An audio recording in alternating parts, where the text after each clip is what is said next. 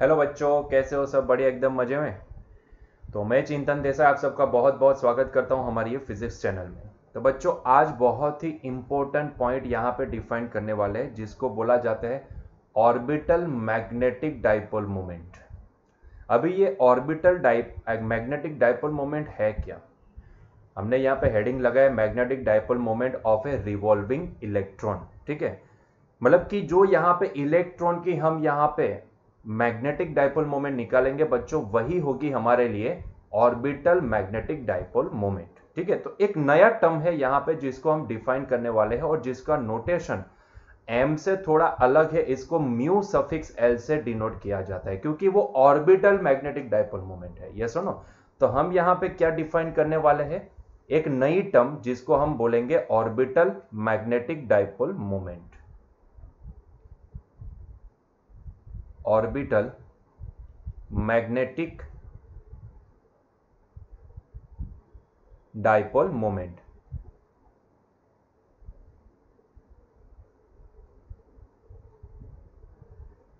जिसको ना हम डिनोट करेंगे म्यू सफिक्स एल से। Of course it is a vector quantity. ठीक है, डाइपोल मोमेंट एक वेक्टर क्वांटिटी है, तो of course it is a vector quantity. ठीक है, क्लियर है? तो अब इसको डिफाइन कैसे करें बच्चों? सोचो जरा, जैसे कि यहां पे हमने एक एग्जांपल लिया है, बोहर एटॉमिक मॉडल का ही एक एग्जांपल लिया। मान लो कि एक हाइड्रोजन का एटॉम है। बच्चों सोचो जरा, उसमें एक इलेक्ट्रॉन है जो सेंटर में जो न्यूक्लियस है उसके सराउंडिंग में रिवॉल्व कर रहा है। ठीक है, ये न्यूक्लियस है तो उसके सराउंडिंग में ऐसे रिवॉल्व कर रहा है। यस और नो? अभी सोचो जरा, ये इलेक्ट्रॉन भी तो एक चार्ज है ना। इलेक्ट्रॉन भी एक चार्ज है। मान लो कि इलेक्ट्रॉन को एक सर्कल कंप्लीट करने के लिए लगा टाइम कैपिटल टी के बराबर, उसका टाइम पीरियड के बराबर, है कि नहीं? तो जरा सोचो और सोच के मुझे बताओ कि अगर वो electron T capital T time period में एक रेवोल्यूशन या फिर एक रोटेशन कंप्लीट करता हो, और वो कंटिन्यूअसली ऐसे घूमता रहता है, घूमता रहता है, घूमता रहता है, तो क्या मैं ये बोल सकता हूं कि कैपिटल टी टाइम में चार्ज घूम रहा है, चार्ज फ्लो कर रहा है? बच्चों, पर्टिकुलर टाइम पीरियड में फ्लो होने वाला चार्ज तो करंट बोला जाता है ना, है कि नहीं? मतलब कि कहीं ना कहीं मैं ये मान सकता हूं कि ये जो इलेक्ट्रॉन का मोशन है ना, ऑर्बिटल मोशन, उसको मैं करंट भी मान सकता हूं, है कि नहीं? सर, मानने के लिए तो बहुत कुछ मान सकते हैं। फिलहाल तो यही यहां पे एजम्पशन लेना है कि भाई ये इलेक्ट्रॉन के ये ऑर्बिट में घूमने से यहां पे करंट प्रोड्यूस होगा। वो करंट का वैल्यू कितना होगा तो लिखते हैं। वैसे करंट का डेफिनेशन क्या है? पर्टिकुलर टी टाइम में पास होने वाला चार्ज, फ्लो होने वाला चार्ज। ठीक है, क्यू बाई टी, उसी को बोलते हैं करंट। यहां पे एक ही इलेक्ट्रॉन है, यहां पे एक ही इलेक्ट्रॉन है। यस और नो? तो वो इलेक्ट्रॉन अपनी ऑर्बिट में घूम रहा है। यस और नो? तो क्या हम इसको एक करंट कैरिंग लूप की तरह ट्रीट नहीं कर सकते? सोचो जरा, करंट कैरिंग लूप में क्या होता है? बहुत सारे चार्ज ऐसे घूम रहे हैं, यहां पे अकेला चार्ज घूम रहा है। करंट कैरिंग लूप एक लूप होती है, एक तार होता है। यस और नो? एक फिजिकल एक तार होता है, और उसमें चार्ज का फ्लो होता है। अल्टीमेटली चार्ज का फ्लो है क्या? इलेक्ट्रॉन का ही तो फ्लो है कि नहीं? इलेक्ट्रॉन्स का ही तो फ्लो है। यस और नो? अभी वहां पे बहुत सारे इलेक्ट्रॉन फ्लो हो रहे हैं, तो वो जितने भी इलेक्ट्रॉन फ्लो हो रहे हैं उनके हिसाब से करंट मिलेगा। यहां पे बेचारा अकेला इलेक्ट्रॉन फ्लो हो रहा है, फिजिकली कोई तार नहीं है, लेकिन ऑर्बिट तो है, एक सर्कुलर ऑर्बिट तो है। यस और नो? और उसी में वो चार्ज कंटिन्यूअसली ऐसे घूम रहा है, कंटिन्यूअसली घूम रहा है। यस और नो? जैसा लूप में हो रहा था, बहुत सारे चार्ज वो तार में घूम रहे थे। यस और नो? यहां पे अकेला इलेक्ट्रॉन। देखो, फिजिकल तार नहीं है, लेकिन ऑर्बिट तो है ना, सर्कुलर। तो कहीं ना कहीं हम इसको भी करंट कैरिंग लूप की तरह ट्रीट नहीं कर सकते। मान लो कि ये जो इसकी ऑर्बिट है ना, it is a current carrying loop, है कि नहीं? भाई, फिजिकल तार नहीं है, लेकिन ऑर्बिट तो है ना। बस यही इमेजिन करना है। बहुत सारे बच्चों को ना ये क्वेश्चन आ जाए कि सर ये टॉपिक मतलब कहां से बीच में घुसड़ दिए उन्होंने, मतलब समझ में नहीं आ रहा है। यहाँ पे कोई ऑर्बिट, ऑर्बिट को ही यहाँ पे लूप ले रहा। अरे भैया, इमेजिन करो, इमेजिन करो, वहां पे बहुत सारे इलेक्ट्रॉन घूम रहे थे, यहाँ पे बेचारा अकेला एक इलेक्ट्रॉन घूम रहा है। सोचो, एक अकेला इलेक्ट्रॉन घूम रहा है। यस और नो? लेकिन ऑर्बिट में ही तो घूम रहा है। यस और नो? तो क्या मैं उसी ऑर्बिट को करंट है, क्योंकि यहां पे हम मानते हैं इलेक्ट्रॉन के फ्लो के अपोजिट डायरेक्शन में करंट का फ्लो होता है। तो अगर मैं यहां पे बोलूं कि इलेक्ट्रॉन का फ्लो जो एंटी क्लॉकवाइज डायरेक्शन में न्यूक्लियस के सराउंडिंग में अपनी ऑर्बिट में, ठीक है, तो यहां पे इसी के रिस्पेक्ट में अगर मैं करंट को देखूं तो करंट इसके अपोजिट डायरेक्शन में, मतलब कि ये डायरेक्शन में करंट का फ्लो हो सकता है, यस और नो। तो क्लॉकवाइज डायरेक्शन में करंट का फ्लो होगा, है कि नहीं। तो ये एक इलेक्ट्रॉन है, लेकिन फिर भी एक इलेक्ट्रॉन अपने हिसाब से करंट प्रोड्यूस करेगा, है कि नहीं। वहां पे बहुत सारे इलेक्ट्रॉन फ्लो करते हैं, यहां पे अकेला इलेक्ट्रॉन फ्लो कर रहा है। तो यस, यहां पे भी हम यही इलेक्ट्रॉन की ऑर्बिट को एक करंट कैरिंग लूप की तरह मान सकते हैं, यस और नो। अगर हम ये मान ले तो हमने देखा कि वही loop, current carrying loop, can be used as a magnetic dipole, है कि नहीं। तो यहां पे भी हम इसको मैग्नेटिक डाइपोल की तरह ट्रीट करवा सकते हैं, यस और नो। तो अभी बात आती है तो उसकी मैग्नेटिक डाइपोल मोमेंट कितनी होगी, या फिर हम यहां पे एक नई टर्म डिफाइन करने वाले हैं कि भाई ऑर्बिटल मैग्नेटिक डाइपोल मोमेंट कितनी होगी, क्योंकि यहां पे फिजिकल कोई लूप नहीं है, ऑर्बिट है, ऑर्बिट है, उसी को हमने लूप अज्यूम कर लिया है कि नहीं। तो yes, we are assuming that loop, this orbit as a loop, yes और नो। इसीलिए हम यहां पे क्या डिफाइन करेंगे, हाँ, डाइपोल मोमेंट को ही डिफाइन करना, लेकिन थोड़ा हट के इसको नाम अलग से देंगे, क्या बोलेंगे, orbital magnetic dipole moment. Clear हुआ, क्लियर हुआ यहां तक, ठीक है। तो अभी पहला क्वेश्चन यही मेरे दिमाग में आता है, चलो इतना तो समझ लिया कि यही ऑर्बिट को हम लूप की तरह ट्रीट करवा सकते हैं, बहुत ही बढ़िया, बहुत ही बढ़िया। लेकिन सर करंट कितना, एक इलेक्ट्रॉन की वजह से करंट कितना हो सकता है। तो बच्चों, एक इलेक्ट्रॉन को एक ऑर्बिट कंप्लीट करने के लिए टाइम कितना लगेगा, कैपिटल टी के बराबर, है कि नहीं। तो क्या मैं यहां पे वही करंट का फॉर्मूला यूज कर सकता हूं, I = Q/T, जहां पे चार्ज कितना है, एक इलेक्ट्रॉन के बराबर, और टाइम कितना लग रहा है उसको एक ऑर्बिट में घूमने के लिए, तो भैया कैपिटल टी के बराबर। तो आ गया ना करंट का वैल्यू। मैं यहां पे करंट कितना लिख सकता हूं, value of current, current associated with this loop, capital I is nothing but equal to, बच्चों वैसे फॉर्मूला तो होता है Q/T, और वही फॉर्मूला में हमने क्या किया, हमने चार्ज मतलब कि इलेक्ट्रॉन के चार्ज से रिप्रेजेंट कर दिया, एंड ये जो टी है तो इलेक्ट्रॉन को एक रेवोल्यूशन कंप्लीट करने के लिए लगने वाले टाइम से उसको रिप्लेस कर दिया, तो ये हो गया कैपिटल टी। तो इतना करंट ये लूप में जनरेट हो सकता है, यस और नो। सो इतना करंट ये लूप में जनरेट होगा, क्लियर है।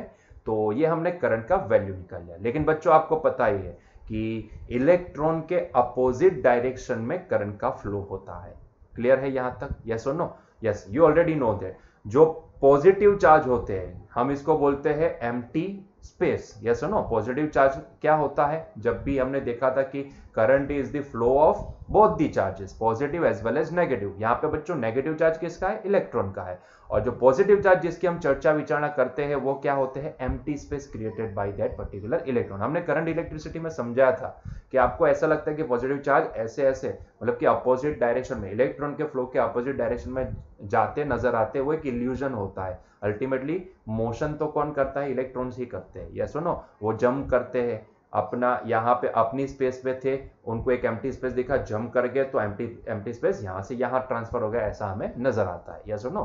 तो ये एक इल्यूजन होता है, लेकिन फिर भी हम यही कंसिडर करेंगे कि भैया यहाँ पे एम्प्टी स्पेस, हॉल जिसको बोला जाता है, हॉल जो भी है वो सारे पॉजिटिव चार्ज होते हैं। तो होल की डायरेक्शन में करंट का फ्लो माना जाता है और इलेक्ट्रॉन के अपोजिट डायरेक्शन में करंट का फ्लो माना जाता है। तो बच्चों ये वाली लूप में इलेक्ट्रॉन जो anti clockwise, this is the, यहाँ पे हमने डायरेक्शन दिखाई है, फिगर में दिखा, हमारी आपकी एनसीईआरटी की बुक की ही ये फिगर है, यस नो। तो ये डायरेक्शन में इलेक्ट्रॉन का फ्लो है, ब्लू कलर से जो इंडिकेट किया है वो इलेक्ट्रॉन के फ्लो की डायरेक्शन है, जो एंटी क्लॉकवाइज डायरेक्शन में, यस नो।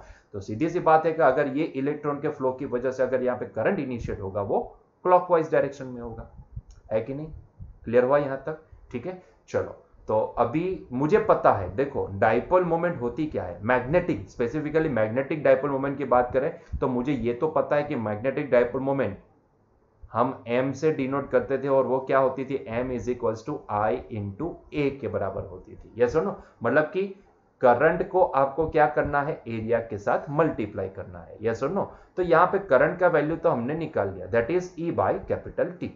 क्या हम यहाँ पे t, ये जो टाइम पीरियड है, इसको अच्छे से लिख सकते हैं, इसको और अच्छे से लिख सकते हैं, जी हाँ लिख सकते हैं। अगर हम ये कैपिटल T का वैल्यू बनाना चाहे तो वो हमें मिल सकता है, क्योंकि मान लो बच्चों कि ये जो इलेक्ट्रॉन है वो किसी एक ऑर्बिट में घूम रहा है, तो तो कहीं ना कहीं उसके पास अपनी खुद की एक ऑर्बिटल वेलोसिटी होनी चाहिए। यस और no?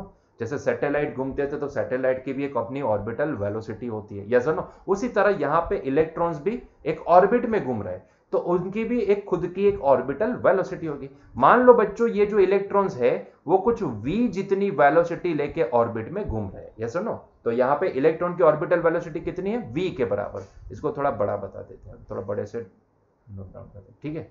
So v is the velocity of this electron, sorry, orbital velocity of this electron. Yes or no? तो ये हो गई उनकी ऑर्बिटल वेलोसिटी। क्या मैं ये ऑर्बिटल वेलोसिटी निकाल सकता हूं? बहुत ही आसान है ना, क्योंकि हम ये मानते हैं कि ऑर्बिटल वेलोसिटी चाहे वो सैटेलाइट हो या इलेक्ट्रॉन हो, वो जिस ऑर्बिट में घूम रहे वो ऑर्बिट के लिए उनकी ऑर्बिटल वेलोसिटी हमेशा कांस्टेंट होती है। वो एक्सीलरेशन वाली मोशन नहीं करते हैं, वो कांस्टेंट वेलोसिटी वाली मोशन करते हैं। यस और नो? और हमें पता है कि अगर कांस्टेंट वेलोसिटी है तो फॉर्मूला कौन सा लगता है? Velocity, constant velocity is equals to distance या फिर डिस्प्लेसमेंट अपॉन टाइम। यस और नो? यही इसका फॉर्मूला है। तो यहां पे वही फॉर्मूला लगा देते हैं, ठीक है? ये जो हमने निकाला करंट का वैल्यू, इसको हम रिजल्ट नंबर 1 बोल देते हैं, ठीक है? अभी हम क्या निकालने जा रहे हैं? हम यहां पे टाइम पीरियड कैपिटल टी का वैल्यू कितना होगा वो निकालने जा रहे हैं, ठीक है? तो मान लो बच्चों की ये इलेक्ट्रॉन की जो ऑर्बिटल वेलोसिटी है वो कैपिटल वी है, और कैपिटल क्योंकि कांस्टेंट वेलोसिटी होती है, ऑर्बिटल वेलोसिटी कांस्टेंट होती है, इसीलिए हम यहाँ पे फॉर्मूला यूज करेंगे डिस्प्लेसमेंट अपॉन टाइम। अभी सोचो कि वो इलेक्ट्रॉन जब भी एक सर्कल घूमेगा तब उसको टाइम कितना लगेगा? कैपिटल टी के बराबर, ठीक है? तो डिस्प्लेसमेंट अपॉन टाइम में ये हमने लिख दिया कैपिटल टी, और उतने ही टाइम में अब बच्चों सोचो उसने कितना डिस्प्लेसमेंट किया होगा। सोचो, क्या 2 पाई आर के बराबर? मान लो ये जो ऑर्बिट है वो ऑर्बिट की रेडियस कितनी है? स्मॉल आर के बराबर। यस और नो? तो जरा सोच के बताओ मुझे, तो उतनी ही टाइम में उस इलेक्ट्रॉन ने कितना डिस्टेंस ट्रैवल किया होगा, या फिर बोलो कितना डिस्प्लेसमेंट किया होगा? 2 पाई आर के बराबर। वैसे डिस्प्लेसमेंट बोलने जाऊंगा ना तो आप बोलोगे कि सर डिस्प्लेसमेंट का ही मतलब डिस्प्लेसमेंट तो जीरो होगा ना, वो जहां से निकला वहीं पे वापस आया, इसीलिए तो हम यहाँ पे एंगुलर डिस्प्लेसमेंट यहाँ पे डिफाइन करते हैं, है कि नहीं? चलो, इसलिए मैं बोल रहा हूं डिस्टेंस कितना ट्रैवल किया होगा उसने? 2 पाई आर के बराबर। तो यहाँ पे वही वैल्यू को प्लेस कर दे तो बच्चों ये हो गया, इसकी वेलोसिटी कितनी हो सकती है? 2 pi are divide by capital T के बराबर। क्या बच्चों मैं यहां से कैपिटल टी का वैल्यू बना सकता हूं? जी हां, यहां से कैपिटल टी का वैल्यू क्या आएगा? 2 pi are divide by orbital velocity v। Clear है? यहां तक क्लियर है? यस और नो? और वही टी की वैल्यू अगर हम रिजल्ट नंबर 1 में प्लेस कर दें, इसको हम बोलते हैं रिजल्ट नंबर 2, और हम यहां पे वही वैल्यू को अगर रिजल्ट नंबर 1 में प्लेस कर दें तो यहां पे हम लिखेंगे फ्रॉम रिजल्ट नंबर 1। यहां पे हमें यही I इज इक्वल्स टू क्या मिलेगा? E अपॉन टी, that is nothing but equal to E upon 2 pi are divide by v, ठीक है? और यही डिनोमिनेटर का डिनोमिनेटर कहां चला जाएगा? न्यूमरेटर में। उसको जरा ऊपर लिखते हैं, ठीक है? तो यहां पे लिखता हूं, तो अभी हमारे पास यही I की वैल्यू क्या आ जाएगी? I is nothing but equal to E times v upon 2 pi R. Denominator का डिनोमिनेटर चला गया न्यूमरेटर में, तो इतना करंट फ्लो करेगा उस ऑर्बिट में। यस और नो? ऐसा हम मान सकते हैं। देखो, ऑर्बिट है, एग्जिस्टेंस है ऑर्बिट का, वो कोई एक तार की तरह नहीं ट्रीट होगी। यस और नो? वो कोई एक फिजिकल तार नहीं है, लेकिन हम यहाँ पे वो सारे एजम्पशन ले रहे हैं। यस और no? It is just an assumption. समझ रहे हो? आपको समझ में आ रहा है? यहीं पे आपको समझना है, यही पॉइंट समझना है। बहुत सारे बच्चों के क्या सर इलेक्ट्रॉन भी वहां पे ऐसे ऑर्बिट मतलब कि ऐसे तार होते हैं वहां पे?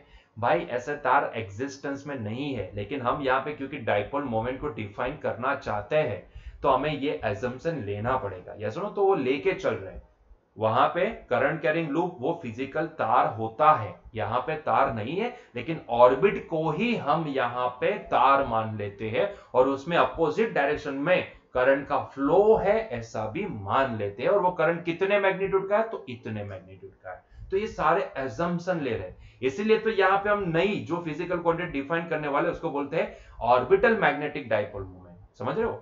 यस और नो? इसीलिए तो उसको हमने अलग से नाम दिया है orbital magnetic dipole moment. Clear हुआ ये पॉइंट? ठीक है? चलो, तो यहां से करंट का वैल्यू तो इतना मिल गया। देखो करंट मिल चुका है, अभी एरिया निकाल ले तो हमें यही ऑर्बिटल मैग्नेटिक डाइपोल मोमेंट का फॉर्मूला मिल सकता है, ठीक है, वो हम डिराइव कर सकते हैं। तो करंट का वैल्यू तो मिल चुका है। Now what is the area? अगर मैं यहां पे इसका एरिया फाइंड आउट करना चाहूं तो बच्चों ये सर्कुलर लूप है ना, तो सर्कल का एरिया कितना होता है? तो अगर मैं इसका एरिया लिखना चाहूं तो एरिया होता है पाई इंटू आर स्क्वायर के बराबर, क्योंकि ये जो ऑर्बिट है उसकी रेडियस कितनी हमने बताई है, स्मॉल आर के बराबर। तो कितना एरिया होगा उसका? पाई आर स्क्वायर के बराबर। तो देखो करंट का वैल्यू है, आपके पास एरिया भी है, दोनों है, तो आप यहां पे डाइपोल मोमेंट निकाल सकते हो। लेकिन इसका नाम क्या देंगे अभी हम? Orbital magnetic dipole moment. Yes और नो? तो यहां से हमने एक नई टर्म को डिफाइन कर लिया। So now I can say that orbital magnetic dipole moment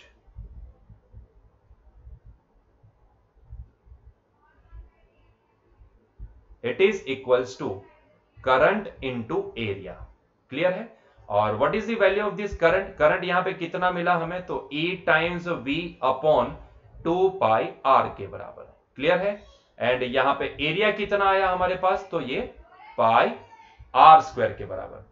अगर हम यहां पे पाई को पाई से कैंसिल कर दे, एक R को R से कैंसिल कर दे, तो बच्चों हमारे पास ये क्या बचेगा पता है? EVR अपॉन 2 के बराबर। सो बच्चों ये जो वैल्यू है ना, इसी को हम क्या बोलेंगे? ऑर्बिटल मैग्नेटिक डाइपोल मोमेंट, जिसको हम म्यू एल से डिनोट करेंगे। ठीक है, इसको हम म्यू एल से डिनोट करेंगे। तो ये हो गई हमारे लिए एक नई physical quantity, that is orbital magnetic dipole moment. Clear है? क्लियर है यहां तक? ठीक है। अभी बच्चों यहां पे क्योंकि हमने म्यू एल की वैल्यू EVR अपॉन 2 के बराबर बता दी, क्या हम इसको यही इलेक्ट्रॉन की एंगुलर, ध्यान से सुनना है, एंगुलर मोमेंटम के बीच का रिलेशन बता सकते हैं क्या? यहां पे हमने यहां पे ऑर्बिटल मैग्नेटिक डाइपोल मोमेंट का वैल्यू तो निकाल लिया कि वो कितना आता है, EVR अपॉन 2 के बराबर। क्या हम यही ऑर्बिटल मैग्नेटिक डाइपोल मोमेंट का रिलेशन एंगुलर मोमेंटम के साथ निकाल सकते हैं? तो वो भी निकाल सकते हैं। बच्चों एंगुलर मोमेंटम कितना होता है? क्योंकि ये इलेक्ट्रॉन है ना, इलेक्ट्रॉन के पास खुद का एक मास भी तो है। यस और नो? छोटा मास है लेकिन मास तो है ना। यस और नो? छोटा मास है, मानते हैं छोटा मास है लेकिन मास तो है ना। यस और नो? मान लो बच्चों ये जो इलेक्ट्रॉन है ना, इसका खुद का मास है स्मॉल me के बराबर। तो यहां पे ये मत सोचो कि एक चार्ज घूम रहा है, ये सोचो कि ये सर्कुलर मोशन कौन कर रहा है? एक छोटा सा फुद्दू सा मास me, ये me कुछ सर्कुलर मोशन कर रहा है। यस और नो? तो बच्चों अगर कोई एक मास कोई एक ऑर्बिट में घूम रहा है तो उसके पास क्या होगा? अपना, यस, जैसे हम बोलते हैं ना कि मास इतनी v वेलोसिटी लेकर अगर लीनियर मोशन कर रहा है तो उसके पास अपना खुद का एक लीनियर मोमेंटम होगा। उसी तरह अगर एक मास, एक छोटा सा me मास, अगर वो किसी r रेडियस के ऑर्बिट में कोई कांस्टेंट v वेलोसिटी लेके घूम रहा है तो उसका खुद का एक एंगुलर मोमेंटम होगा, है कि नहीं? जिसको हम कैपिटल L से डिनोट करते हैं। याद आया कुछ थोड़ा बहुत? 11 स्टैंडर्ड है तो इतना जल्दी याद नहीं आएगा ना, 200 साल पहले पढ़े थे। यस और नो? तो यहां पे यही मास एक r रेडियस की ऑर्बिट में घूम रहा है तो कहीं ना कहीं उसके पास खुद का एक एंगुलर मोमेंटम होना चाहिए। बच्चों वो मोमेंटम की वैल्यू कितनी होगी मैं यहां पे लिखता हूं, ध्यान से देखना।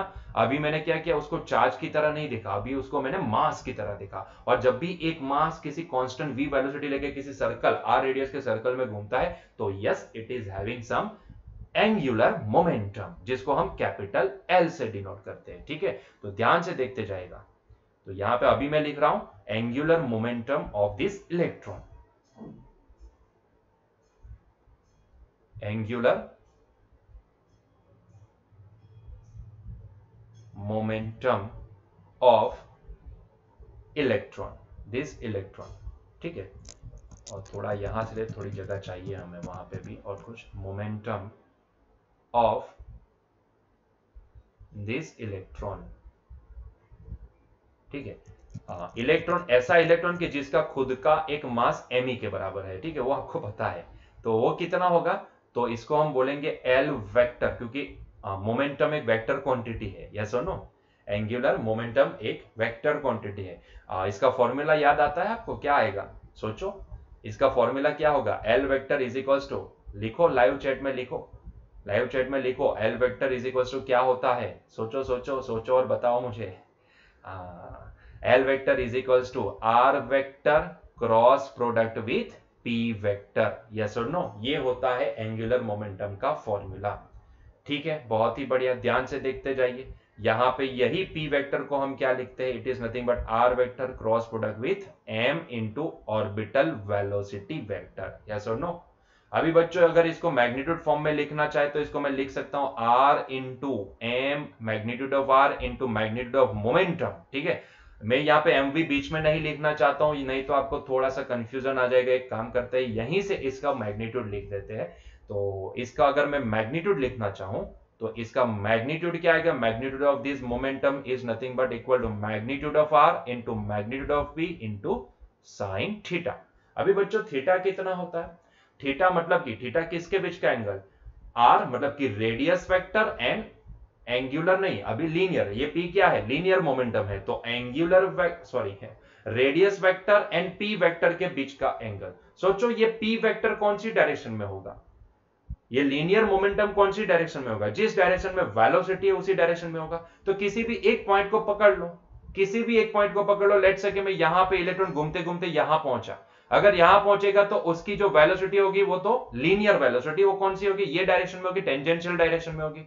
ठीक है, तो एंगुलर सॉरी लीनियर मोमेंटम भी यही डायरेक्शन में होगा, और उसी टाइम पे यहां पे ये जो आर रेडियस वेक्टर है, ठीक है, ये रेडियस वेक्टर है, वो इस डायरेक्शन में होगा। तो सोचो दोनों के बीच का एंगल कितना बनेगा, दोनों के बीच का एंगल बन जाएगा बच्चों 90 डिग्री। तो यहां पे मैं क्या लिखूंगा, साइन 90 डिग्री। क्लियर हुआ, यस और नो। आप कोई भी पॉइंट पकड़ सकते हो, इलेक्ट्रॉन को, इलेक्ट्रॉन तो घूम रहा है ना, कोई भी एक पॉइंट पे उसको देख लो, तो R vector and P vector दोनों के बीच का, क्योंकि ये जो पी वेक्टर है वो वेलोसिटी की डायरेक्शन, कौन सी, टेंजेंशियल वेलोसिटी की डायरेक्शन, तो रेडियस और टेंजेंशियल कंपोनेंट परपेंडिकुलर ही होंगे, यस और नो। तो यहाँ पे साइन 90 हो जाएगा। तो बच्चों इसी का वैल्यू अगर मैं लिखना चाहूं तो यही मैग्नीट्यूड क्या हो सकता है, आर इंटू पी के बराबर, मतलब कि अगर मैं लिखना चाहूं तो आर इंटू पी क्या होता है, एम वी के बराबर, यस और no.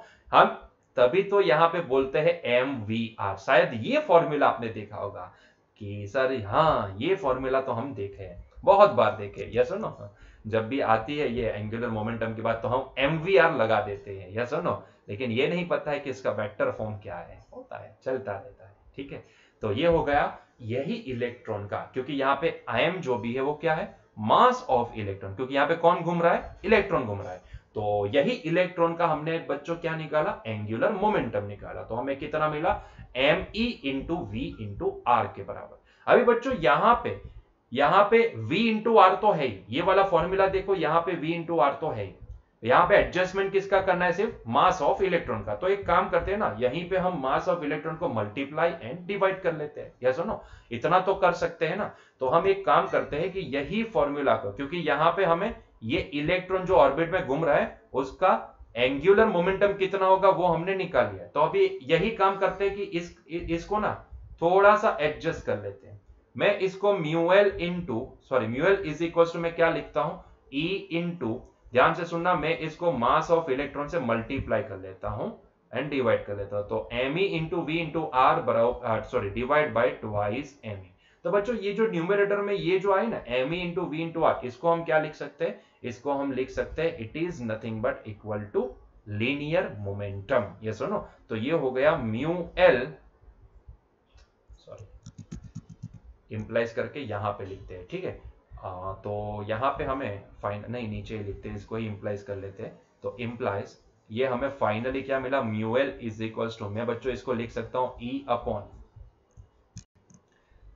Upon twice M into L, yes और no, E upon twice M into L, ये हो गया, क्योंकि इसको हमने क्या मान लिया, लीनियर मोमेंटम मान लिया। ठीक है, linear momentum of that particular electron. Clear है, तो यहां से बच्चों हमें ऑर्बिटल मैग्नेटिक डाइपोल मोमेंट का लीनियर बोल रहा हूं, एंगुलर इलेक्ट्रॉन के एंगुलर मोमेंटम के साथ क्या रिलेशन मिला बच्चों, ये रिलेशन मिला। लेकिन ये कौन सा फॉर्म है पता है, ये तो स्केलर फॉर्म है। अगर मुझे इसको वेक्टर फॉर्म में लिखना है तो, क्योंकि ये तो स्केलर फॉर्म है, यहां पे हम नोट भी कर लेते हैं, it is the scalar form. अगर मुझे इसका वेक्टर फॉर्म लिखना है तो कहां पे लिखूं, यहां पे लिखूं, साइड पे। ठीक है, तो अगर मैं इसका वेक्टर फॉर्म लिखना चाहता हूं बच्चों, तो इसका वेक्टर फॉर्म क्या आएगा? तो ठीक है, यहां पे लिखते हैं इसका वेक्टर फॉर्म क्या आएगा बच्चों, ध्यान से देखना, mu L vector is equals to minus E upon twice M into L vector. अभी आपको थोड़ा यहां पे कंफ्यूजन आएगा कि बच्चों यहां पे माइनस साइन, सर आपने माइनस साइन क्यों लगाई यहां पे माइनस साइन क्यों लगाई? ठीक है, it is a vector form, it is a vector form, यही है हमारे लिए वेक्टर फॉर्म। ठीक है, मैंने सिर्फ इसको वेक्टर फॉर्म में लिख दिया। यहां पे नोट भी लगा देते हैं, it is the vector form.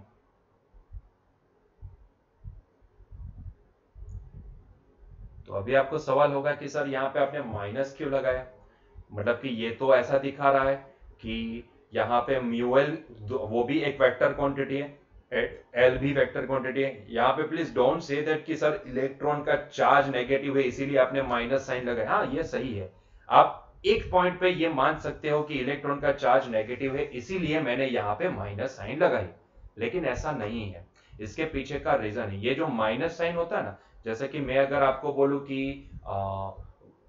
Velocity, दोनों कंपोनेंट ऐसे वेक्टर कंपोनेंट है, और मैं आपको बोलूं कि ये जो एफ है ना, फोर्स, मान लो फोर्स के बारे में ही चर्चा कर ले, तो माइनस एम ए वेक्टर, मैं ऐसा लिखूं तो इसका मतलब क्या निकालोगे आप?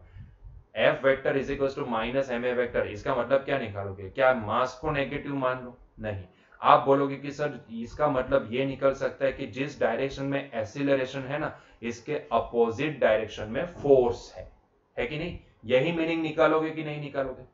यही मीनिंग निकलेगा ना? ये सुनो, अरे इसमें समझ में नहीं आता है तो भाई एक और एग्जांपल लेता हूं, ध्यान से सुनो, एक और एग्जांपल लेता हूं। मान लो मैंने बोला कि v is equals to minus A vector T. अभी इसका मतलब क्या निकालोगे? इसका मतलब ये निकलता है कि जिस डायरेक्शन, क्योंकि वेलोसिटी भी एक वेक्टर कंपोनेंट है, टाइम वेक्टर नहीं है लेकिन एक्सीलरेशन तो वेक्टर है, तो इसका मतलब क्या निकालोगे? इसका मतलब ये निकलता है कि भैया यहाँ पे ये जो एक्सीलरेशन जिस डायरेक्शन में है ना, उसके कहीं अपोजिट डायरेक्शन में, एक्सीलरेशन के कहीं अपोजिट डायरेक्शन में वेलोसिटी है, या फिर जिस डायरेक्शन में वेलोसिटी है उसके अपोजिट डायरेक्शन में एक्सीलरेशन है, मतलब कि वो डी एक्सीलरेशन का काम करेगी। इसका मतलब आप यही निकाल सकते हो ना, यस और नो? बस यहां पे भी वही इंटेंशन है ये माइनस साइन का, यस और नो? समझाता हूं, वो भी समझाता हूं। ये माइनस साइन का क्या मतलब है वो आपको समझ में आ जाए ना तो बहुत ही बढ़िया है, क्योंकि यहां पे प्लीज डोंट से दैट कि इलेक्ट्रॉन का चार्ज नेगेटिव है इसीलिए हमने यहां पे माइनस अपेंड किया, ऐसा नहीं है। हाँ, आप एक पॉइंट के लिए ऐसा मान सकते हो, लेकिन ये माइनस का एक स्पेसिफिक रीजन है, ऐसा ना? क्योंकि यहां पे मैंने जब मैग्नीट्यूड लिखा तब तो मैंने माइनस साइन नहीं लगाई, लेकिन जब भी मैंने वेक्टर फॉर्म लिखा तब मैंने माइनस साइन लगाया। इसके पीछे का रीजन क्या है? तो इसके पीछे का रीजन ये है कि ये माइनस साइन कहीं ना कहीं ये इंडिकेट करता है मुझे कि जिस डायरेक्शन में ये इलेक्ट्रॉन का एंगुलर मोमेंटम है ना, उसके अपोजिट डायरेक्शन में उसका yes orbital magnetic dipole moment है। यहां पे इलेक्ट्रॉन के लिए जिस डायरेक्शन में ऑर्बिटल मैग्नेटिक डाइपोल मोमेंट है उसके अपोज में यहां पे उसका एंगुलर मोमेंटम है, यस सुनो, मतलब कि एंगुलर मोमेंटम एंड इसका मैग्नेटिक डाइपोल मोमेंट दोनों की डायरेक्शन क्या है? अपोजिट है, यस और नो? इसका भी मैं आपको प्रूफ देता हूं, ध्यान से सुनना बच्चों। ये एल वेक्टर का पहले तो मुझे डायरेक्शन निकाल के दो। यहां पे यही इलेक्ट्रॉन की, ये वाली जो इलेक्ट्रॉन की मैंने मोशन की फिगर बताई है, उसका पहले तो मुझे एल वेक्टर की डायरेक्शन क्या होगी वो मुझे बताओ, ये सुनो कि इसके लिए एंगुलर मोमेंटम कौन सी डायरेक्शन में आएगा। तो बहुत ही आसान तरीके से आप एंगुलर डाइपोल क्या बोलते हैं, सॉरी, एंगुलर मोमेंटम आप निकाल सकते हो, उसकी डायरेक्शन निकाल सकते हो। करना कुछ भी नहीं, जिस डायरेक्शन, क्योंकि ये तो ऑर्बिटल वेलोसिटी है ना और ऑर्बिट में घूम रहा है, तो जो भी ऑब्जेक्ट सर्कल में घूम रहा है उसकी जो मोशन की डायरेक्शन होती है ना, ध्यान से सुनो, उसकी जो मोशन की डायरेक्शन होती है ना, उस डायरेक्शन में आपको फिंगर्स को कर्ल करना है। यस सुनो, जिस डायरेक्शन में वो ऑब्जेक्ट मोशन में है, या देखो सर्कुलर मोशन है तो आपको दो ही डायरेक्शन पता चलेगी यहाँ पे, या तो क्लॉकवाइज या तो एंटी क्लॉकवाइज। ये सुनो, सिंपल सी बात है, या तो क्लॉकवाइज डायरेक्शन या तो एंटी क्लॉकवाइज डायरेक्शन। तो यहाँ पे भी यही देखना कि जिस डायरेक्शन में ऑब्जेक्ट मूव कर रहा है, या तो क्लॉकवाइज या तो एंटी क्लॉकवाइज, वो डायरेक्शन में ऑब्जेक्ट की मोशन की डायरेक्शन में आपको फिंगर्स को कर्ल करना है। तो आपका जो थंब होगा ना, वो आपको बताएगा एंगुलर मोमेंटम की डायरेक्शन, है कि नहीं? एंगुलर मोमेंटम की डायरेक्शन बहुत ही आसान है, 11 में शायद स्टडी किया होगा आपने, नहीं किया तो मुझे नहीं पता है, लेकिन आपने स्टडी किया होगा ये, यस और नो? तो यहाँ पे इलेक्ट्रॉन कौन सी डायरेक्शन में, देखो यहाँ पे फिगर में देखो, इलेक्ट्रॉन कौन सी डायरेक्शन में मूव कर, मतलब कि यहाँ पे ऑर्बिट है तो सर्कुलर मोशन है, तो एंटी क्लॉकवाइज की क्लॉकवाइज, वो मुझे बताओ यहाँ पे कि इलेक्ट्रॉन एंटी क्लॉकवाइज डायरेक्शन में मोशन में, यस और नो। तो जिस डायरेक्शन में आपको आपका राइट हैंड उठाना है और आपको क्या करना है, इलेक्ट्रॉन की डायरेक्शन जो भी है ना एंटी क्लॉकवाइज डायरेक्शन है, तो आपको इलेक्ट्रॉन के साथ आपकी स्क्रीन के पास हाथ ले जाओ और वहां से एंटी क्लॉकवाइज डायरेक्शन में आपको क्या करना है, फिंगर्स को कर्ल करना है। फिंगर्स को कर्ल करके देखो तो सही, आपका थंब ना स्क्रीन से बाहर का इशारा करेगा, स्क्रीन से बाहर का इशारा करेगा, मतलब कि ये इलेक्ट्रॉन का एंगुलर मोमेंटम कौन सी डायरेक्शन में है, ये स्क्रीन से बाहर की डायरेक्शन में, और उसको हम कैसे दिखाते हैं, डॉट से दिखाते हैं, यस और नो। तो ये हो गई डायरेक्शन ऑफ एंगुलर मोमेंटम, है कि नहीं। तो मैंने क्या किया, एंगुलर मोमेंटम को डॉट से, डॉट मतलब कि बाहर, कोई वेक्टर बाहर आता हो तो मुझे क्या दिखेगा, डॉट दिखेगा, तो मैंने उसको डॉट से शो कर दिया। क्लियर है यहां तक, ठीक है। अभी देखो यहां पे म्यूएल की डायरेक्शन क्या, म्यूएल मतलब कि मैग्नेटिक डाइपोल मोमेंट। क्या आपने इसके आगे वाला लेक्चर देखा था, इसके आगे वाला लेक्चर देखा था। देखो ये म्यूएल की डायरेक्शन अगर निकाले जाए, आगे वाली स्लाइड पे जाए तो आप यहां पे अगर नोट कर पाओ तो कि ये जो m होता है ना, m की डायरेक्शन, क्योंकि हमने यहां पे रिंग के लिए फील्ड का m के साथ क्या रिलेशन बनता है वो हमने निकाला था, और वो रिलेशन से आप पता लगा सकते हो कि जिस डायरेक्शन में फील्ड है ना उस डायरेक्शन में ये मैग्नेटिक डाइपोल मोमेंट आप बता सकते हो यहां पे। और अगर मैं बताना चाहूं, अगर मैं बार मैग्नेट के फॉर्म में बताना चाहूं, क्योंकि रिंग को छोड़ दो बार मैग्नेट की बात करें तो यहां पे उसकी जो डाइपोल मोमेंट होती है ना, क्या आपको पता है इलेक्ट्रिक डाइपोल मोमेंट में डाइपोल मोमेंट की डायरेक्शन क्या होती थी, बताओ मुझे। हाँ मैं सुन रहा हूं, बताओ। हाँ, नेगेटिव चार्ज से पॉजिटिव चार्ज की ओर। यहां पे नॉर्थ को पॉजिटिव मानो, साउथ को नेगेटिव मानो, यस और नो, ऐसे मान लो। तो यहां पे भी डाइपोल मोमेंट की डायरेक्शन क्या होनी चाहिए, साउथ से लेके नॉर्थ, साउथ से लेके नॉर्थ, यस और नो।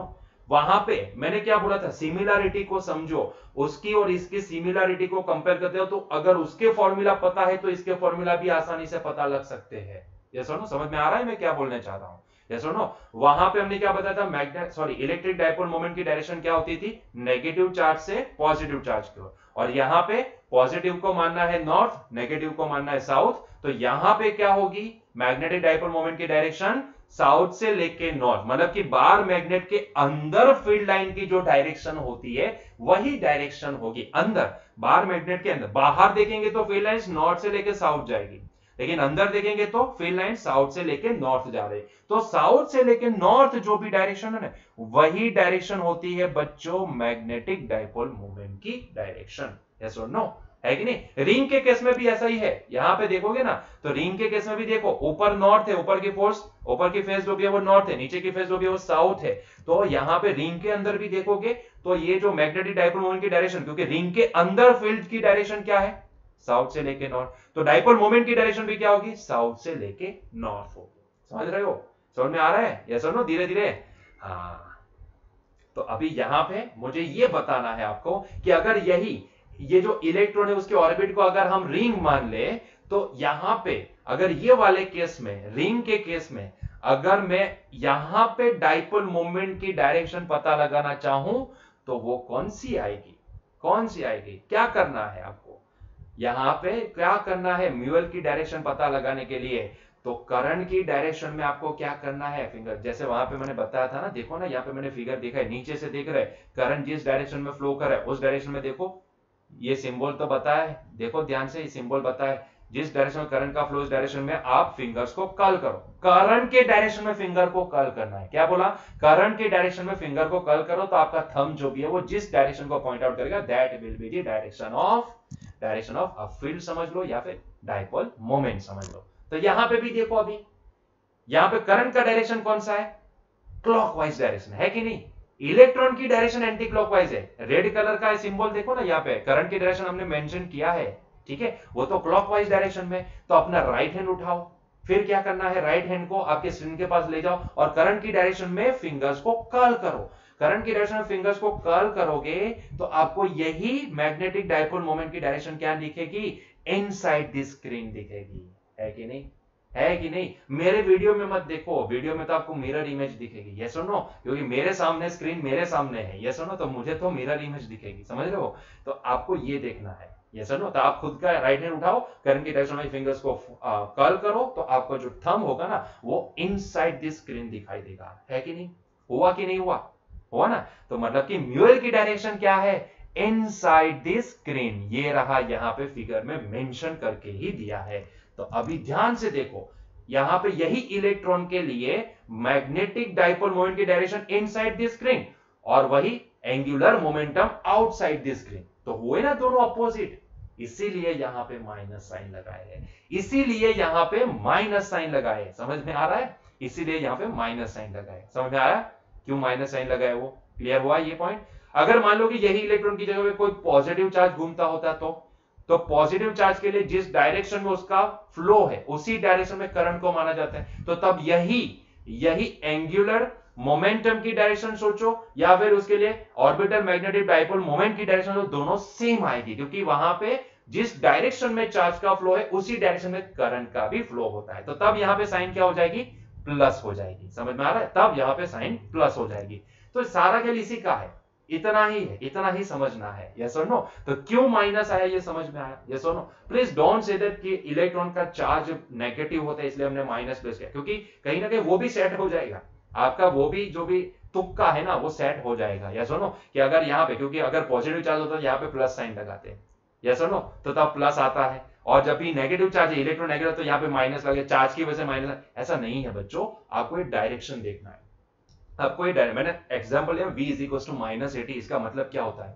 इसका मतलब ये होता है कि जिस डायरेक्शन में वेलोसिटी है उसके अपोजिट डायरेक्शन में एक्सीलरेशन है, समझ में आया? यस और नो? तो इसी तरह यहाँ पे भी देखना है, हमने निकाला ना, डायरेक्शन निकाल के देखा कि इसका एंगुलर मोमेंटम क्या करना है, जिस डायरेक्शन में इलेक्ट्रॉन का फ्लो है उस डायरेक्शन में फिंगर्स को कर्ल करोगे तो आपका थंब जो भी होगा ना वो आपको पॉइंट करेगा, यस और नो? जिस डायरेक्शन को पॉइंट करेगा वो होगी यहाँ पे एंगुलर मोमेंटम की डायरेक्शन, और उसी तरह करंट का जिस डायरेक्शन में फ्लो है उसी डायरेक्शन में आपको फिंगर्स को कर्ल करना है, तो आपका थंब जो भी होगा, जो जिस डायरेक्शन को पॉइंट आउट करेगा वही होगा डायरेक्शन आपका, yes, orbital magnetic dipole moment का, ठीक है? क्लियर हुआ?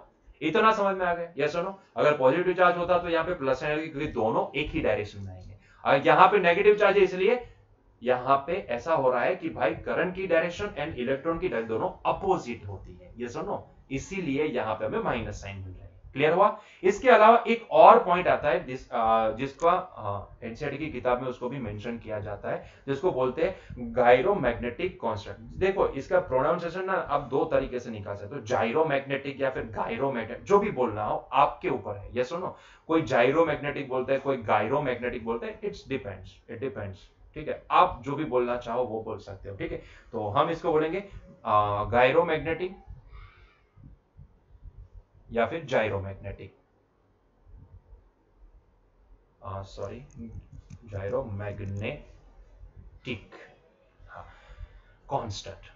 अभी ये क्या है?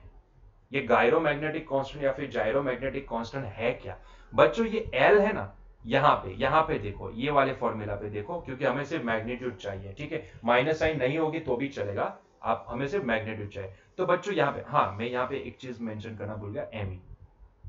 यहां पे बच्चों जब भी आप म्यूएल का एल के साथ रेशियो निकालते हो ना, तो आपके पास जो भी रेशियो आता है ना वो हमेशा कांस्टेंट रहता है। जरा सोचो ना, जरा सोचो म्यूएल बाई एल, म्यूएल मतलब कि ऑर्बिटल मैग्नेटिक डाइपोल मोमेंट, उसका अगर आप एंगुलर मोमेंटम से रेशियो निकालते हो वो हमेशा कांस्टेंट आएगा। जरा सोचो ना, क्योंकि चार्ज ऑफ इलेक्ट्रॉन हमेशा कांस्टेंट होता है, मास ऑफ इलेक्ट्रॉन वो भी कांस्टेंट होता है, 2 इट इज आल्सो कांस्टेंट। तो बच्चों ये जो रेशियो है ना वो हमेशा कांस्टेंट आएगा, और अगर आप इसका वैल्यू निकालते हो ना तो वैल्यू भी निकाल सकते हो, क्योंकि ई का वैल्यू क्या है, तो आप इसको बोलते हो 1.6 इंटू 10 टू दी, डायरेक्टली मैं मैग्नीट्यूड लिख सकता था, लेकिन अगर आपको निकालना है तो आप निकाल 1.6 into 10 to the power -19 divide by, यहां पे अगर हम वैल्यू लिखना चाहे तो ये इसका जो वैल्यू है ना 2 टाइम्स मास ऑफ इलेक्ट्रॉन, और मास ऑफ इलेक्ट्रॉन कितना होता है 9.11 इंटू 10 टू दी पावर -31। बच्चों अगर आप इसको कैलसी में इसको डिवाइड वगैरह करोगे तो आपको फाइनली इसका वैल्यू कितना मिलेगा पता है? ये एक फिक्स वैल्यू मिलेगा 8.8 into 10 to the power 10 coulomb per kg, yes सुनो, कूलम पर केजी, ये होगा ये रेशियो, यस सुनो, और वो हमेशा कांस्टेंट रहता है, ये हमेशा कांस्टेंट है। अब मैंने बताया कि इलेक्ट्रॉन का चार्ज और इलेक्ट्रॉन का मास कभी भी चेंज नहीं होगा, मतलब कि इट रिमेन्स ऑलवेज कांस्टेंट। तो यही कांस्टेंट वैल्यू जो भी है ना 8.8 into 10 to the power 10 coulomb per kg, इसी को बोला जाता है गायरो या जाइरो, ठीक है, मैग्नेटिक कांस्टेंट। क्लियर हुआ? ये एक और यहाँ पे छोटा सा पॉइंट बनता है, कई बार ना 1 मार्क्स में आ जाता है, ठीक है, वेरी शॉर्ट क्वेश्चन में आ जाता है कि एक्सप्लेन, या फिर सॉरी एक्सप्लेन नहीं बोलेंगे, डिफाइन दी गायरोमैग्नेटिक कांस्टेंट और उसका मैग्नीट्यूड क्या होता है, ठीक है। क्लियर हुआ? तो ये हुआ हमारा एंगुलर, सॉरी एंगुलर मोमेंटम नहीं, orbital magnetic dipole moment. Clear है यहाँ पे? ठीक है, ये पॉइंट क्लियर हुआ? तो बच्चों अभी हमारा एक ही पॉइंट रिमेनिंग है, that is the yes galvanometer, ठीक है। तो लास्ट पॉइंट अभी बाकी रहेगा जो हम कल के लेक्चर में देखेंगे, और हमारा यहाँ पे थियरी वाला टॉपिक कंप्लीट हो जाएगा। उसके बाद जो हमारे एग्जांपल्स बाकी है, जितने बाकी है वो कंप्लीट कर देंगे, ठीक है। तो हमारा ये चैप्टर भी ओवर हो जाएगा। तो मिलते हैं नेक्स्ट लेक्चर में, till that enjoy your day, bye bye.